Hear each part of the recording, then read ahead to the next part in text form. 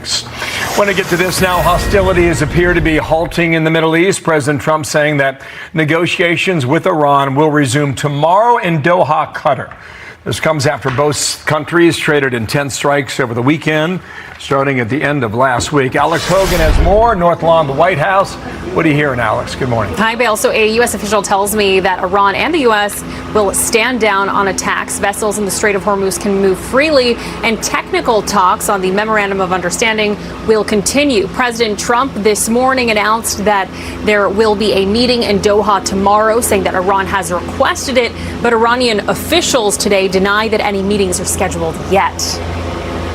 Special Envoy Witkoff and Jared Kushner will be flying to Doha for high-level meetings this week as we continue to discuss the Memorandum of Understanding. On the sidelines of those high-level talks will be the technical talks. This weekend, the U.S. military carried out strikes in Iran after Iranian attacks on vessels in the Strait of Hormuz. Tehran then targeted U.S. military sites in Kuwait and Bahrain, but officials say that every attack was intercepted or failed. We've heard Iranian officials in the last couple days argue that Tehran still controls the strait. UN Ambassador Mike Waltz pushing back on those comments and the idea of Iranian tolls in the waterway. President Trump's not going to stand for it. And meanwhile, we continue to move ships out by the dozens every day. And world oil prices are not just stable, they're dropping.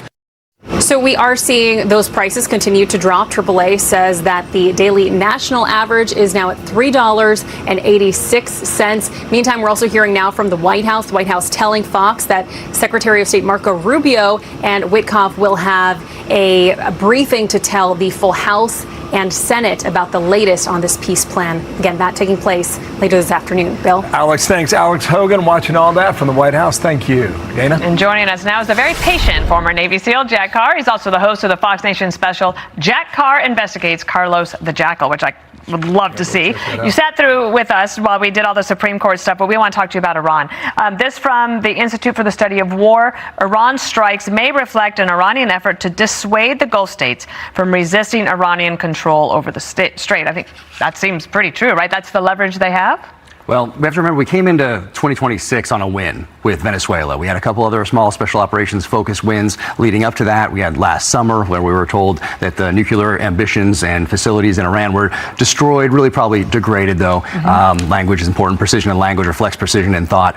So now we move into this where we think we have about a 30-day window here where we can force Iran to the negotiating table and to achieve the goals that we want, which is no more nuclear weapons, no more ballistic missile capability, and no more support for proxy terrorist organizations, namely Hezbollah. We don't have all of that yet as we move into these new negotiations. So from the viewer perspective, it seems like we're seeing the same things that we saw last month. And the question is, will we see these same things in July? Will we see these same things? Yeah, how do you break the cycle? Exactly. How do you break that cycle when Iran is very good at doing what they do with stalling Jack, and delaying? do you think we can get to that point?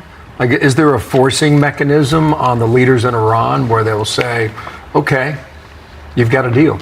That's what we're going to find out here if we go through enough of the leadership till we get to a group of people that will let us achieve those goals. And we don't know yet. If we look at the past 40 years, it doesn't look like that is a very achievable goal, but we don't know.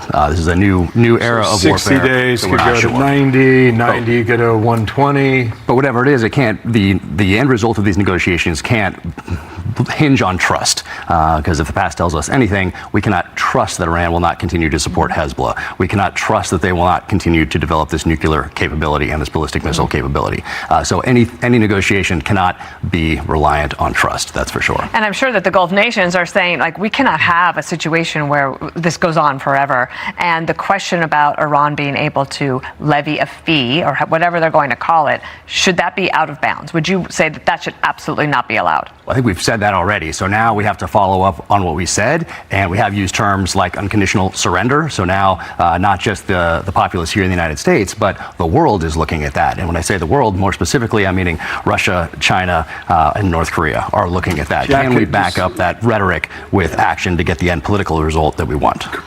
Can you put a percentage as of this hour, on this day of this week, what the chances of us going back to war with Iran are? I think we're going to see more of what we saw in the last couple months, which is what we saw over the weekend. But once again, we can't predict the future. But I would say if we look at the past and then use that as wisdom to look towards the future, we'll see more of that in the months to come. What does a Jack Carr do on the 4th of July? That is a good question. Celebrate? That was a big question in our household because this is a big one, of course. Yes. And I'll keep that secret. I might post from there because sometimes it's like New Year's, you build it up too much. Yeah. But I think this is going to be a good one. Have a good one. I think someone like Jack Carr has got a load of fireworks somewhere. That's what I think. All legal.